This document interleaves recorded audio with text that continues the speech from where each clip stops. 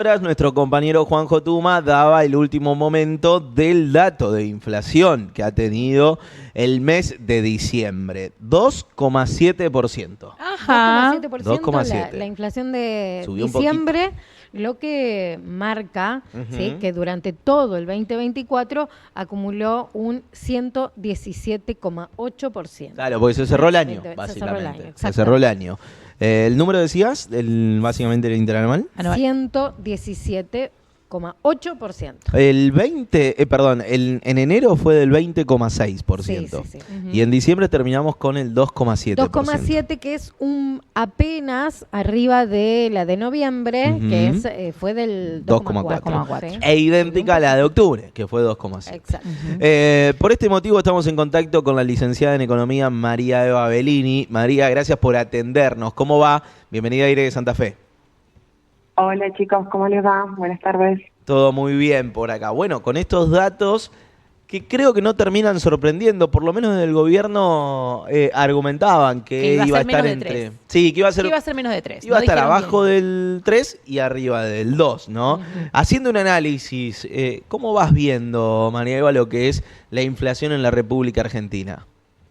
Bueno, lo que podemos decir es que este cierre del 2024 nos permite ver que hay 100 puntos porcentuales menos que lo que fue el año 2023, ¿no? En ese sentido, y que el esfuerzo de la caída del decrecimiento o el ritmo de que crecen los precios, porque también no es que no hay inflación, hay inflación. Antes subían por ascensor y ahora suben por escaleras, si lo queremos usar en alguna metáfora, y crecieron a un menor ritmo en ese sentido, y que cada vez ese ritmo es mejor, ¿no? Claro, no es que la inflación baja, sino que desaceleró.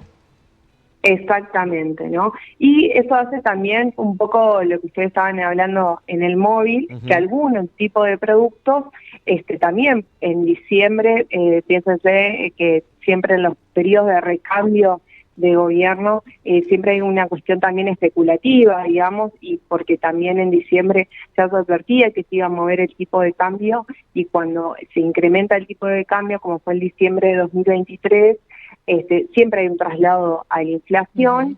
Entonces ahí había, quizás todo el incremento de precio ahí fue más especulativo que en relación a los verdaderos costos en ese sentido, ¿no? Entonces, muchos de los precios se fueron estabilizando, y lo que nosotros podemos ver de este último informe del INDEC que cierra el año 2024 es que el rubro que más creció en todo el 2024 fueron los gastos vinculados a los precios vinculados a la vivienda, a la energía y demás, que la mayoría están regulados. Ese rubro tuvo un crecimiento anual del 248%, bastante por encima de este nivel promedio de precios del 118%, ¿no? Y si nos quedamos con, por ejemplo, el otro rubro, comunicación, un 186%, ¿no? Que es un poco también la disputa que hay ahora en cómo se está midiendo la inflación, ¿no? Cambiar la metodología. ¿Por qué? Porque hoy en día la metodología con la cual medimos los precios, y que por ahí también la gente no ve reflejado lo que lo sufre todos los días, es que tiene más peso, ¿no? La ponderación de cómo se calcula, tiene más peso los bienes que los servicios, y generalmente este último tramo del siglo XXI, los servicios cada vez son más significativos en la canasta que consumimos todas las personas para desarrollar nuestra vida, ¿no? Sobre todo pensemos después de la pandemia, el servicio de internet, telefonía, plataformas y demás, son un montón de servicios que nosotros consumimos que no están reflejados o ponderados en función de la significancia que tiene para poder desarrollar nuestra vida. Pero lo que hay que ver es que la tendencia no cambiaría pese a la modificación de la metodología. Lo que hay que ver la tendencia más allá del número específico, que hay una desaceleración de la inflación durante todo 2024, y que no sucedió, para comparar, no sucedió lo mismo por ahí con los ingresos, ¿no?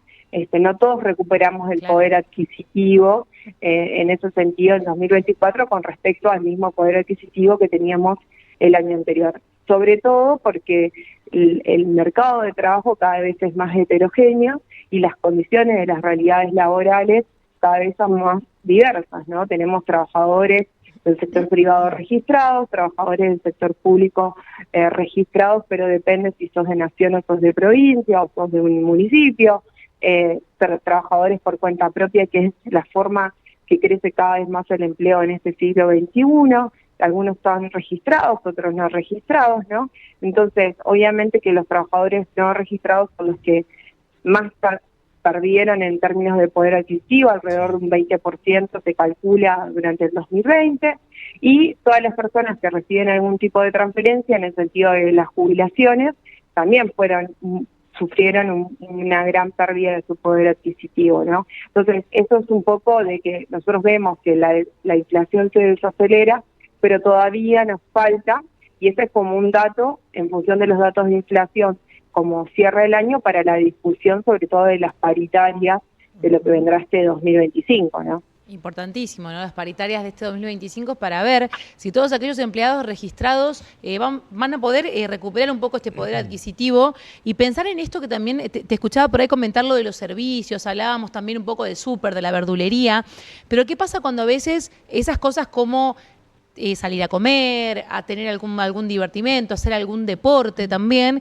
dejamos de hacerla para poder paliar todos aquellos servicios que queremos pagar, aquellos alimentos que queremos consumir, que son lo cotidiano? Porque la charla cotidiana es, bueno, sí, desaceleró la inflación, está desacelerando. ¿Cuándo lo voy a notar en mi bolsillo? Esa respuesta, ¿es contestable o no, María Eva? Y justamente hubo sectores de trabajadores que recuperaron su poder adquisitivo durante el 2024, pero otros no. Por ejemplo, bueno, fue un problema nacional de los docentes universitarios, ¿no? Que su pérdida de poder adquisitivo supera el 20%, ¿no? Por el congelamiento y que básicamente no hay un diálogo con el Estado Nacional en recuperación del poder adquisitivo. Ese es uno de los sectores que podemos tener más palpable en la discusión comunicacional, y a partir de este mes, del mes que viene, en realidad se van a ver las aperturas de paritaria, y obviamente que va a estar en disputa la recuperación de lo que cada sector perdió, pero tengamos presente esto que ustedes decían, no todos los sectores, no todos los trabajadores tienen ese ámbito de poder de discutir, ¿no? La recomposición salarial. Cada vez es menos ese porcentaje de trabajadores que puede discutir la recomposición salarial, y el resto depende más de cómo marcha la economía. Las proyecciones para el 2025, de tanto del Fondo Monetario Internacional, del Banco Mundial y del mismo gobierno, es un crecimiento económico, pero bueno, eso está atado también, como todo, a sobre todo que tengamos la capacidad de tener dólares, porque una reactivación económica implica también la necesidad de importar insumos para esa reactivación, ¿no? Y eso produce una nueva demanda de dólares, ¿no? Entonces, si no hay la suficiente cantidad de dólares, además tenemos los pagos de deuda pendientes y demás, eso va a producir una tendencia en mes. Si acaba de anunciar el Banco Central que la tasa de devaluación mensual se baja del 2 al 1%, ¿no? Y la promesa es que este año, después, a mitad del año, se libere el cepo. Entonces, si eso se deja librado al mercado, bueno, puede producirse una nueva devaluación, si no hay los dólares suficientes, ¿no? Y otra vez un traslado a precio y vuelta a crecer o acelerarse el proceso de crecimiento de precios, ¿no? Entonces, todo ahí está muy... todas las variables en economía, una depende de la otra, ¿no? Entonces, hay que...